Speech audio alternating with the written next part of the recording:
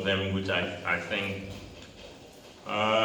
before I pronounce it, yeah, she said volunteering, but I had written volunteering down long before.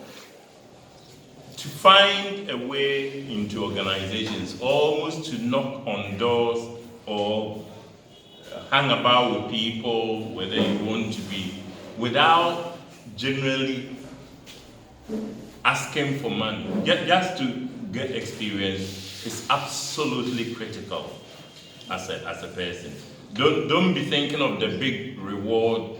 Go and do things, even if they want you to sweep the place, even if they want you to pack chairs, because it gives you a good attitude.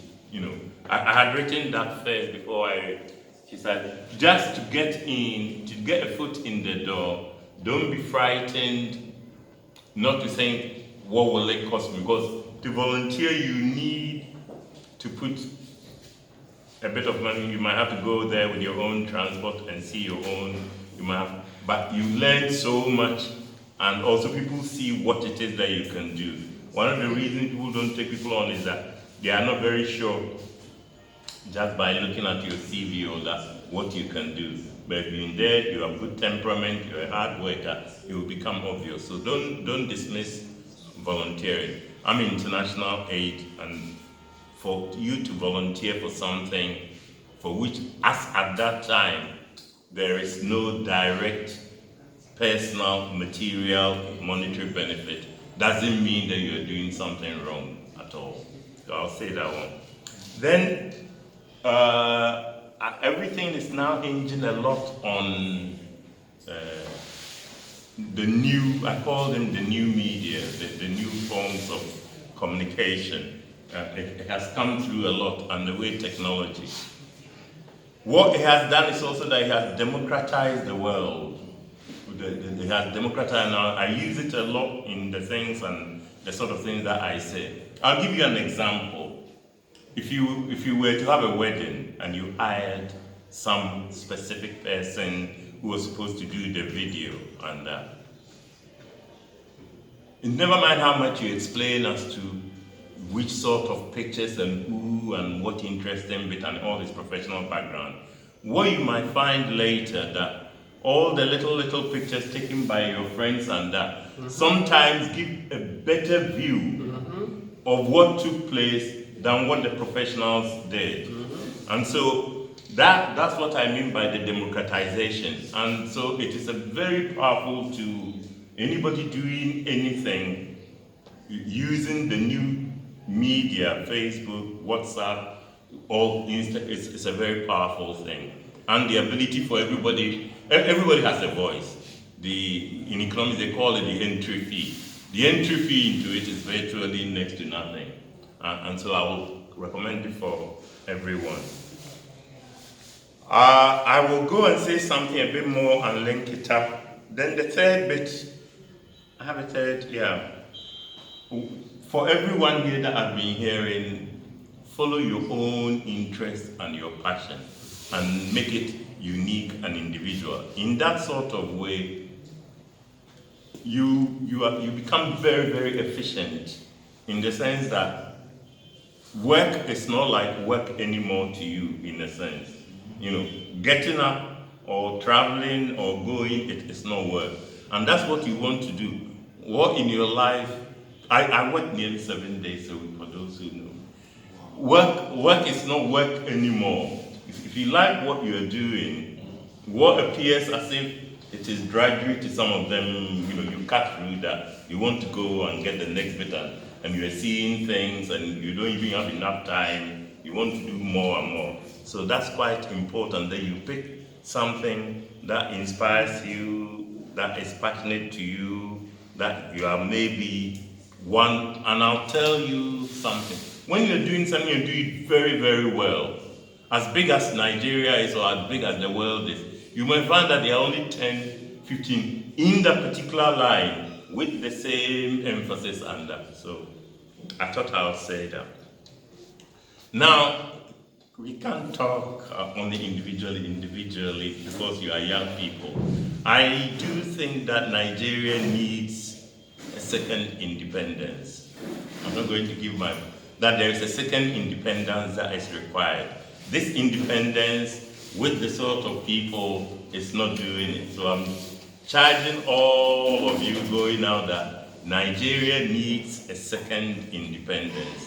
And you look, I'll throw that out very big to you to see how you will do something about that. Afronelli touched at the leg of the elephant, but they say the elephant, somebody touches the leg and they describe one thing, somebody touches so. And then I just also wanted to point out a very big picture.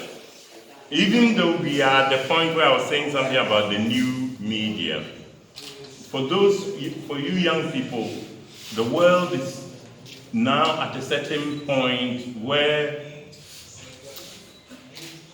Google and Amazon, they're about, if you were to look at the top big companies that are existing, 30 years ago, they were not about. I am thinking that it's going to get even shorter, that the next big companies will not even last long as much. So I'm saying something very serious for young people coming there. They shouldn't think that just because America is, that they are going to have the power for where the next big things are coming from. And that's how you should be thinking. I'm saying something quite serious, that maybe the next biggest stuff might be coming from places like here, which stands on top of that particular, because it's been shortened. Most of the very big industrial big companies are no longer, it is all the big information technology companies which are gobbling up all those sort of things. What the next one after that is, I don't know, but I'm daring you people to look beyond yourselves and see what you can do. Thanks very much. Thank you so much. Thank you so much.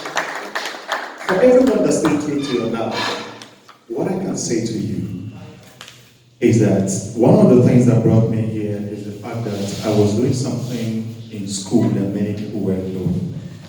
Way back, I schooled in the Federal University of Technology, Mina, and I remember that my course, I had an issue back then, and what I was doing was I wanted to learn something new, especially in comparing as a corporate MC and all that. So I started attending conferences, whether I was required or not.